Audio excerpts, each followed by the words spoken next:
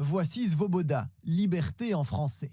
Un bouquet de chaînes de télévision en langue russe destiné aux populations de la Russie, de la Biélorussie et des territoires ukrainiens occupés. Lancé aujourd'hui au Parlement européen, son but est de donner accès à des médias indépendants diffusant des informations vérifiées. Aujourd'hui, qu'est-ce qu'on a? Des régimes autoritaires qui exportent leur propagande vers des démocraties pour les déstabiliser. Svoboda, c'est l'inverse. C'est pas propagande contre propagande. On ne répond pas à la propagande par une autre propagande. Mais c'est du journalisme indépendant, du journalisme digne de ce nom, notamment du journalisme russe en exil, envoyé vers la Russie. Pour cela, Reporters sans frontières, à l'initiative du projet, passera par une diffusion satellite capable de toucher plus de 5 millions de foyers tout en évitant la censure russe.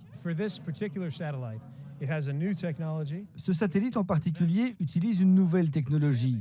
Elle est capable d'éviter le brouillage venant d'un acteur étranger qui veut stopper la transmission satellite.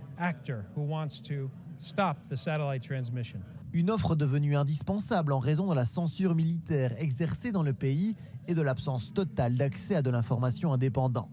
Gleb Belichenko connaît bien le problème. Journaliste pour le média russe Novaya Gazeta, il a fui le pays après le début de la guerre. Depuis le début de l'invasion russe en Ukraine, beaucoup de médias indépendants ont été fermés. Beaucoup de journalistes indépendants ont quitté la Russie et rouvert leurs bureaux en Europe. Maintenant, il y a un très grand risque de blocage. Ils bloquent les VPN. YouTube est d'ailleurs la dernière plateforme sans censure russe. Avec cette censure sur Internet, beaucoup de Russes s'informent via la télévision. Désormais, en plus de la propagande du Kremlin, plusieurs milliers d'entre eux pourront donc regarder 9 chaînes indépendantes. À l'avenir, ce nombre devrait même passer à 25.